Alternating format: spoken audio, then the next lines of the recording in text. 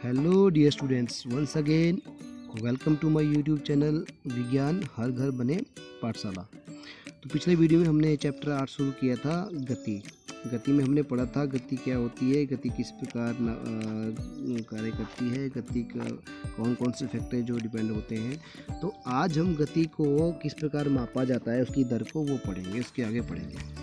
चलिए शुरू करते हैं। गति की दर का मापन। तो देखिए पहले तो ये चित्र देखिए आप। चित्र ए में क्या हो रहा है, क्रिकेट खेली जा रही है, ठीक है। एक बॉलर जो है गेंद फेंक रहा है और एक बैट्समैन बैटिंग कर रहा है।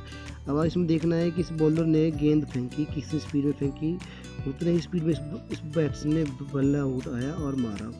तो दोनों की जो है गति जो है अलग अलग होगी, यानी बॉलर की हाथ से बॉल फेंकने की गति और बैट्समैन की बल्ले से उस गेंद को मारने की गति वो अलग अलग होती है। तो हमने इनको कैसे मापना है ये हम देखेंगे, ठीक है। उसी का चित्र दूसरा देखिए। अब इसमें क्या है, इसमें बी चित्र में एक गाड़ी चल रही है रोड पे, ठीक है, तो उसकी अपनी गति होगी। इन दोनों ही चित्रों में यदि पहले वाला देखिए, यदि गेंद की स्पीड जो है 143 किलोमीटर प्रति घंटे की रफ्तार से, यानी जो बॉलर है ए चित्र में जो मैंने आपको दिखाया, वो गेंद फेंक रहा है 143 किलोमीटर पर आवर की स्पीड से। तो इसका क्या अर्थ हुआ, इसका अर्थ ये हुआ कि एक घंटे में 143 किलोमीटर दूरी तय कर सकती है वह गेंद, जिस जोर से, जिस बल से, जिस फोर्स से उसने गेंद फेंकी। ठीक हुआ, सिंपल सी भाषा में, ठीक है। तो किसी दी गई वस्तु निश्चित दूरी को तय करने के लिए अलग अलग वस्तुएं अलग अलग समय ले सकती हैं, ठीक है। अब इसका उदाहरण मैंने आपको बता दिया कि मान लीजिए, चलिए और देखते हैं इसके उदाहरण के लिए। हम मान लीजिए एक व्यक्ति जो है एक व्यक्ति पैदल चल रहा है, उसने भी 4 किलोमीटर की दूरी तय करनी है, और एक व्यक्ति कार में चल रहा है, ठीक है। तो अब आप बताइए जल्दी कौन पहुंचेगा? ऑब्वियसली कार वाला पहुंचेगा। लेकिन सपोज कीजिए कार वाले व्यक्ति को जाते बीच में बहुत ट्रैफिक आ जाता है और पैदल वाले व्यक्ति जो ट्रैफिक नहीं है, तो पहले कौन पहुंचेगा? फिर ट्रैफिक वाला फंस जाएगा, कार वाला, और पैदल वाला पहुंच जाएगा। तो कहने का मतलब जो है, ज़रूरी नहीं है जो कोई दो चीज़ें एक साथ एक पॉइंट से चले, निर्देश पॉइंट से, तो वो ज़रूरी नहीं है एक समान गति ही पूरी करें, तो वो अलग अलग गति कर सकते हैं। कुछ वस्तुएं तेज चलती हैं, कुछ वस्तुएं धीमे चलती हैं, ये हमको पता है, ठीक है। तो वस्तुओं की गति करने की दर हमेशा अलग अलग हो सकती है। अलग अलग वस्तुएं समान दर से भी गति कर सकती है, ऐसा नहीं कि हमेशा ही अलग होगी। जैसे मैंने आपको बताया, एक व्यक्ति पैदल चल रहा है, एक कार पे चल रहा है, तो ज़रूरी नहीं है कि कार वाला पहले पहुंचे, पैदल वाला भी पहले पहुंच सकता है, और ये भी ज़रूरी नहीं है कि दोनों आगे पीछे पहुंचे, दोनों एक समान समय पर भी पहुंच सकते हैं। तो वस्तुएं जो है अलग अलग दर हो सकती है गति की, और एक समान भी हो सकती है। तो वस्तु द्वारा, अब देखिए, किसी वस्तु द्वारा इकाई समय में तय की गई दूरी के उपयोग से उस वस्तु की गति की दर प्राप्त की जा सकती है। किसी वस्तु द्वारा इकाई समय में तय की गई दूरी, एक दिए गए समय, एकल समय में जितनी दूरी उसने तय की गई, उसका उपयोग करके हम उस वस्तु की गति की दर प्राप्त कर सकते हैं। इस राशि को चाल कहा जाता है। इसको क्या कहा जाता है? चाल। तो जो गति की दर आएगी वो होगी चाल। तो चाल क्या होती है कि दिए गए समय में कितनी दूरी तय की किसी वस्तु ने, वो उसकी चाल आती है। ठीक हो गया? चाल क्या हुई? दिए गए समय में किसी वस्तु ने कितनी दूरी तय की गई, वो उस वस्तु की चाल होती है। चाल का मात्रक हमेशा मीटर प्रति सेकंड है, यानी ms पर सेकंड।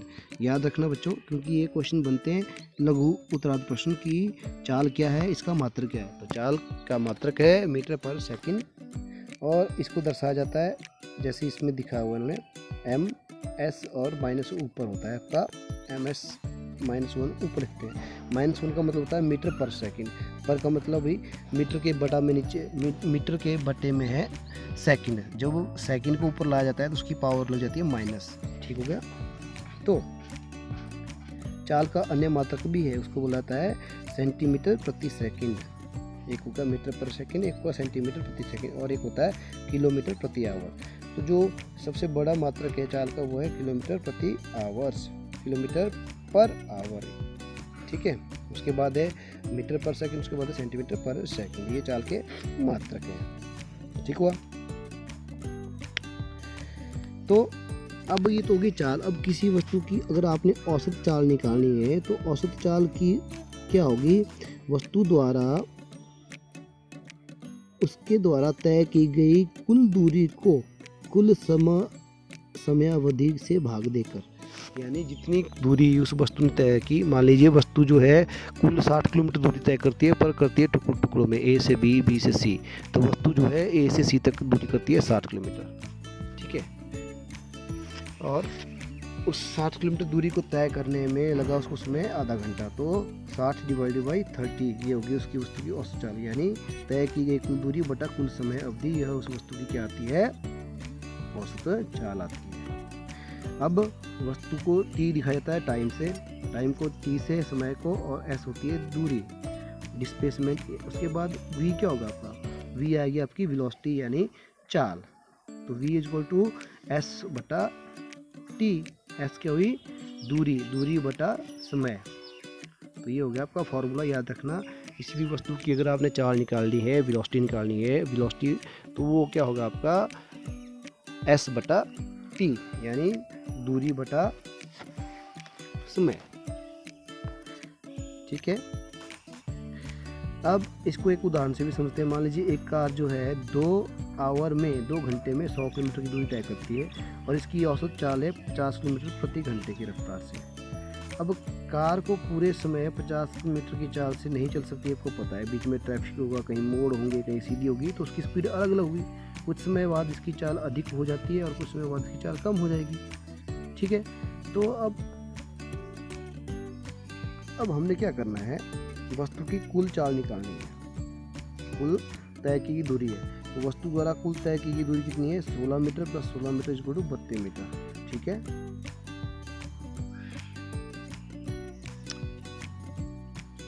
इसका उदाहरण पहले देख लेते हैं। उदाहरण 8.1, एक वस्तु 16 मीटर की दूरी से, ये प्रश्न दिया हुआ है उदाहरण के रूप में ना। आपको अभ्यास के प्रश्न भी आपको ऐसे आएंगे कि एक वस्तु की जो है कुल दूरी इतनी तय की गई इतने समय में, तो उसकी औसत चाल निकालिए। तो आपको एक उदाहरण जो है ध्यान से समझना है। देखिए, मान लीजिए एक वस्तु 16 मीटर की दूरी को 4 सेकंड में तय करती है, फिर अगेन दोबारा वह 16 मीटर की दूरी को 2 सेकंड में तय करती है। तो अब इसमें देख लीजिए, एक समय में अलग अलग समय में अलग अलग दूरी तय की गई, या दूरी बराबर है लेकिन समय कम ज़्यादा लिया। तो अब हमने क्या देखना है, उस वस्तु की औसत चाल क्या होगी, ठीक है। तो आइए इसको हल करते हैं, कैसे करेंगे। देखिए, वस्तु द्वारा तय की गई कुल दूरी, अब पहले तो हमें तय की गई कुल दूरी देखनी है। उस वस्तु ने 16 मीटर एक की, 16 मीटर दूसरी की, तो टोटल कितनी आ गई, 32 मीटर। तो वस्तु द्वारा तय की गई कुल दूरी हुई 32 मीटर। अब लिया गया कुल समय भी, एक बार 4 सेकंड लिया, दूसरी बार उसने 2 सेकंड लिया, तो कुल समय हुआ 6 सेकंड। तो अब हमें पता है फार्मूला क्या है, तय की गई कुल दूरी बटा लिया गया कुल समय, ये आ गया उस वस्तु की चाल। तो velocity v equal to s/t, यानी v इक्वल टू ये हुआ v, तय की गई दूरी हुआ आपका s और लिया गया समय होगा आपका t। तो ये हुआ आपका 32/6 यानी 5.33 मीटर पर सेकेंड। तो इस प्रकार जो है हमने वस्तु की औसत चाल निकाल ली। तो मुझे उम्मीद है आपको ये समझ आया होगा। इसी प्रकार आप दिए गए अभ्यास के प्रश्नों का उत्तर कर सकते हैं। चलिए अगला टॉपिक देखते हैं। अब दिशा के साथ चाल, अगला टॉपिक है दिशा के साथ चाल। चलिए, किसी वस्तु की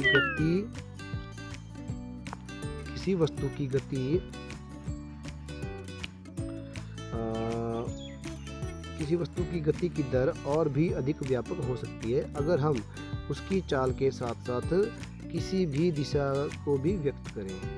यानी चाल के साथ साथ अगर हम वस्तु की दिशा को भी व्यक्त करें तो उसकी क्या हो सकती है, तो उसकी गति की दर और भी अधिक व्यापक हो सकती है। तो वह राशि जो इन दो पक्ष कौन हुए, वस्तु की चाल और वस्तु की चाल की दिशा, तो इन दोनों पक्षों चाल और चाल की दिशा को व्यक्त करे, ऐसी राशि जो चाल और चाल की दिशा को व्यक्त करे उसे वेग कहा जाता है। तो वेग क्या हुआ, वह राशि जो वस्तु की चाल और दिशा को व्यक्त करे उसे वेग कहते हैं। एक निश्चित दिशा में चाल के वेग कहते हैं। किसी वस्तु का वेग समान अथवा असमान हो सकता है। जब एक निश्चित डायरेक्शन में, एक डेफिनेट डायरेक्शन में कोई वस्तु चलती है तो उसकी चाल को उसका वेग कहा जाता है। अब यह वस्तु की चाल, गति की दिशा दोनों के परिवर्तन के साथ परिवर्तित हो सकती है। ये चीज़ें नोट करने लायक हैं जो मैं आपको बता रहा हूँ। जब एक वस्तु सीधी रेखा में बदलती हुई चाल के साथ गति कर रही है तो हम इसके गति की दर के परिमाण की औसत वेग के द्वारा व्यक्त कर सकते हैं। यानी जब कोई वस्तु जो है एक सीधी रेखा में डिफरेंट चाल से गति करे या बदलती हुई गति के साथ क्या करे, गति करे, तो इसकी गति की दर की मात्रा जो परिमाण होता है उसका औसत वेग के द्वारा व्यक्त किया जा सकता है। तो इसकी गणना जो है उसके चाल की गणना के समान होती है। तो ये इस प्रकार जो है ये आपकी दिशा के साथ चाल होती है। अब इसका फार्मूला क्या है औसत वेग का? देखिए वेग क्या हुआ, किसी भी वस्तु की एक निश्चित दिशा में गति को हम क्या कहते हैं, उसका वेग कहते हैं। अब वेग का फार्मूला क्या है? देखिए प्रारंभिक वेग, जो औसत वेग हमें निकालना है वो हुआ प्रारंभिक वेग प्लस अंतिम वेग भाग 2, यानी वेलोसिटी AW। वेलोसिटी मीन्स वेग, VAW का मतलब होता है आपका average, is equal to U plus V। U जहाँ पे प्रारंभिक वेग है और V वहाँ पे अंतिम वेग है भाग 2। तो इस प्रकार जो है ये हुआ आपका औसत वेग। औसत वेग का क्या होता है? प्रारंभिक वेग प्लस अंतिम वेग बटा 2। तो इस प्रकार जो है हम यहाँ पे किसी भी वस्तु का औसत वेग ज्ञात कर सकते हैं। तो जो आपका वेग होता है और चाल होता है उन दोनों के मात्रक एक समान होते हैं। चाल का मात्रक भी आपको पता है, चाल का मात्रक क्या होता है? मीटर पर सेकंड, ठीक है, या मीटर बटा सेकंड। मैंने आपको पहले बताया था मीटर बटा सेकंड लिखते हैं तो ये लिख देते हैं, फिर जब इसको ऊपर लाया जाएगा तो बन जाता है मीटर पर सेकंड। पर का मतलब होता है -1, ठीक है, क्योंकि हमने नीचे से ऊपर लाया इसलिए -1। अगर इसमें हमने ऊपर नहीं लाया तो हम ऐसे लिख सकते हैं मीटर बटा सेकंड इसकी पावर। तो चाल और वेग का जो मात्रक होता है दोनों ही एक समान होते हैं। तो मैं उम्मीद करता हूँ आपको ये अच्छी तरह समझ आया होगा यहाँ पे चाल और वेग क्या होता है और इनमें क्या समानताएं होती हैं, ठीक है। अब इसके बाद इन्होंने उदाहरण के रूप में कुछ चीज़ें बताई है जिसके द्वारा जो इन्होंने वेग ज्ञात करने का दिया हुआ है, ये आप उदाहरण के द्वारा कर सकते हैं और समझ सकते हैं। अगला टॉपिक है आपका वो है वेग में परिवर्तन की दर। अब वेग में जब डिफरेंस आता है, जब वेग में चेंजिंग आती है तो उसमें जो परिवर्तन की दर होती है वो क्या होती है? किसी वस्तु की एक समान सरलरेखीय गति के दौरान समय के साथ वेग नियत रहता है। नियत मतलब स्थिर रहता है। इस अवस्था में किसी भी समय अंतराल में वस्तु के वेग में परिवर्तन क्या होता है? शून्य होता है। जब किसी वस्तु के सरल रेखा में गति कर रही होती है तो समय के साथ उसका वेग बिल्कुल निश्चित रहता है। इस अवस्था में उसके समय अंतराल में वस्तु के वेग में परिवर्तन बिल्कुल जीरो होता है, कोई परिवर्तन नहीं होता, ठीक है। परंतु यद्यपि असमान गति से वेग समय के साथ परिवर्तित होता है। जब असमान गति होती है ना तो समय के साथ वेग परिवर्तित होता है। तो वेग हमेशा फिक्स रहता है जब गति समान और सरल रेखा में हो, लेकिन गति जब असमान हो तो उसके वेग में परिवर्तन होता है। तो इसका मान भी विभिन्न समय और बिंदुओं के अनुसार भिन्न भिन्न होता है। तो इस प्रकार किसी भी समय अंतराल पर वस्तु के वेग में परिवर्तन शून्य नहीं होता।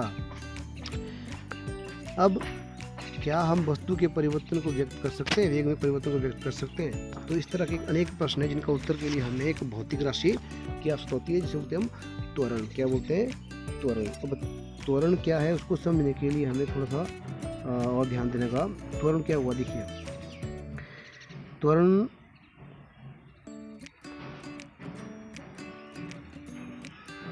एक अन्य भौतिक राशि है जिसके बारे में जानना बहुत जरूरत है, ठीक है।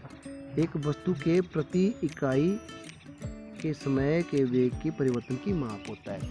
यानी एक इकाई समय में उसके वेग में जितना परिवर्तन आता है वह उस वस्तु का त्वरण कहलाता है, ठीक है। यानी एक इकाई समय में कोई वस्तु गति कर रही है, मान लीजिए 60 किलोमीटर प्रति घंटे की रफ्तार से, तो मान लीजिए उसकी गति में थोड़ा सा चेंज आ जाता है तो वेग में जो परिवर्तन होता है और एक निश्चित समय में जो हुआ वह उस वस्तु का त्वरण कहलाता है। तो अर्थात त्वरण का परिभाषा यह क्या हुआ, त्वरण का फॉर्मूला हुआ वेग में परिवर्तन भाग लिया गया समय।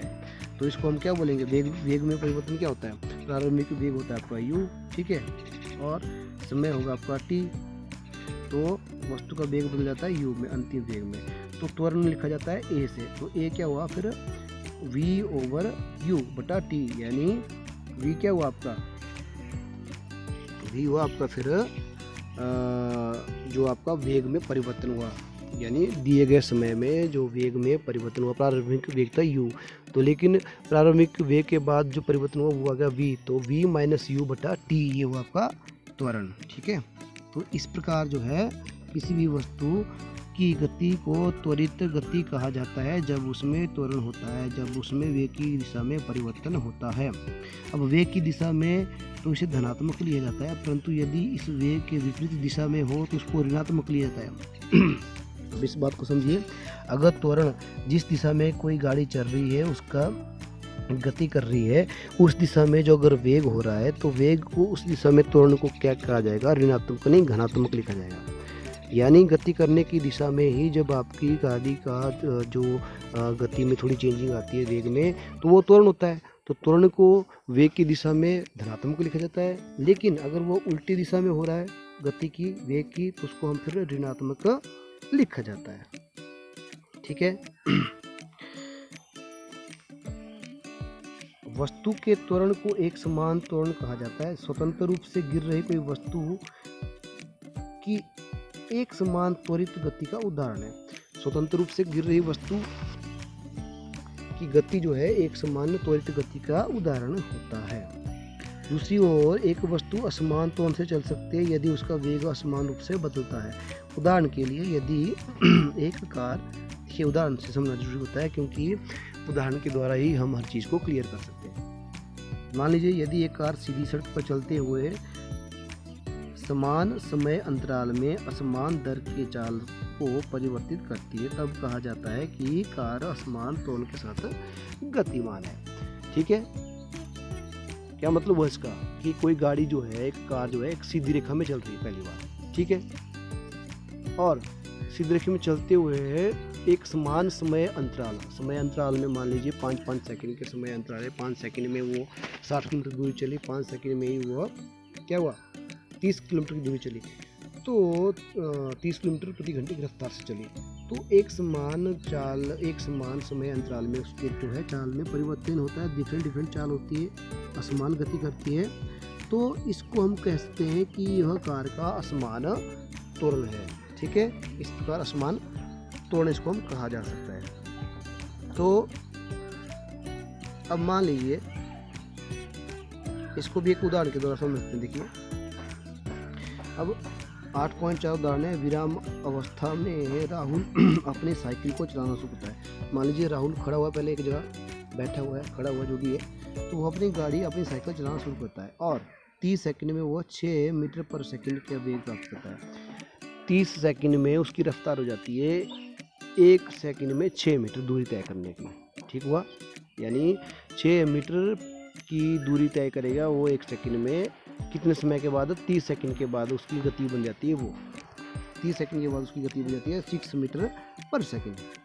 इस प्रकार जब वो ब्रेक लगाता है तो साइकिल का वेग अगले 5 सेकंड में कम होकर 4 मीटर पर सेकंड हो जाता है, ठीक है। तो दोनों स्थितियों में साइकिल की त्वरण की गणना कीजिए। अब देखिए दोनों स्थितियों में गति में बदलाव हुआ, वेग में बदलाव हुआ। पहले वो 6 मीटर पर सेकंड की रफ्तार से था, फिर बाद में 4 मीटर पर सेकंड की रफ्तार से था। अब दोनों स्थितियों में पहले इसने क्या हुआ, विराम अवस्था से चलना शुरू किया और दूसरी अवस्था में उसने तेज़ गति से जब चल रही थी गाड़ी, फिर ब्रेक लगाई तो उसकी स्पीड कम होगी। तो दोनों में त्वरण की गति मापनी है। चलिए इसको समझते हैं। इसको समझने के लिए पहली स्थिति में हमें देखना है, पहली स्थिति में क्या है, प्रारंभिक वेग u कहाँ है, प्रारंभिक वेग 0 है। क्यों? क्योंकि वो विराम अवस्था में था, तो u इसमें 0 है पहली स्थिति में। और अंतिम वेग v क्या है, 30 सेकंड के बाद उसने जो गति प्राप्त की वो है 6 मीटर पर सेकंड, ठीक हुआ। और समय कितना लिया, 30 सेकंड। ये तीनों चीज़ें हो गया आपकी। प्रारंभिक वेग यानी u 0, इसमें v आ गया आपका 6 और t आ गया 30, ठीक होगा। अब फार्मूला क्या है, ये जो दिया है फार्मूला, ये फार्मूला है।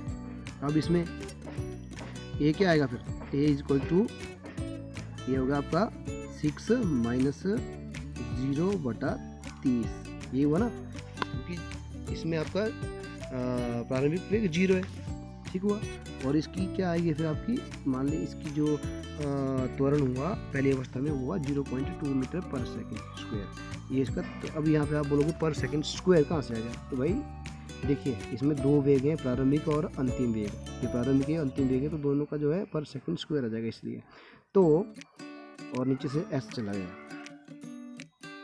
तो इस प्रकार जो है पहली अवस्था में त्वरण की जो गति है वो है 0.2 मीटर। दूसरी अवस्था में प्रारंभिक वेग क्या है 6, वो चल किस रफ्तार से 6 मीटर पर सेकंड की रफ्तार से चल रहा था। फिर उसने ब्रेक लगाई तो उसकी रफ्तार कम होगी 4 मीटर पर सेकंड की रफ्तार से। ये हो गया इसका फाइनल वेग यानी v, ये हो गया u। और समय कितना हुआ 5 सेकंड में। तो फॉर्मूला वही रहेगा, a is equal to v minus U बटा t। अब इसमें क्या आएगा, इसमें 4 माइनस 6 बटा 5, तो क्या होगा आपका फॉर्मूला, आगे क्या आ जाएगा 0.4 मीटर पर सेकंड, 0.4 मीटर पर सेकंड स्क्वायर, ये इसका फार्मूला हो जाएगा फिर दूसरी अवस्था में। तो पहली अवस्था में त्वरण आया आपका 0.2 मीटर पर सेकंड स्क्वायर, और दूसरी अवस्था में त्वरण आया इसका 0.4 मीटर पर सेकंड स्क्वायर। तो इस प्रकार जो है हम त्वरण, अगर मान लीजिए किसी भी वस्तु की गति में बदलाव आता है, किसी भी समय अंतराल के अनुसार उसके वेग में बदलाव आता है, तो वेग में बदलाव में जो त्वरण आएगा, तो त्वरण की जो बदलाव की गति मापन करनी है वो हम इस प्रकार से माप सकते हैं। तो उम्मीद करता हूँ ये आपको समझ आया होगा। तो आज तक जो हमने इस वीडियो में पढ़ा आज वो इतना ही काफ़ी है, क्योंकि आपको समझ आना चाहिए। अगले वीडियो में हम देखेंगे गति का ग्राफीय प्रदर्शन किस प्रकार किया जाता है, कि गति को ग्राफ में किस प्रकार लिखा जाता है। तो उम्मीद करता हूँ आपको यह अच्छी तरह समझ आया है। अगर आपको दिक्कत आए तो आप वीडियो को आराम से पॉज कीजिएगा और दोबारा इसको देखिएगा। तो मिलते हैं अगले वीडियो में, तब तक के लिए अपना ध्यान रखिए और पढ़ते रहिए।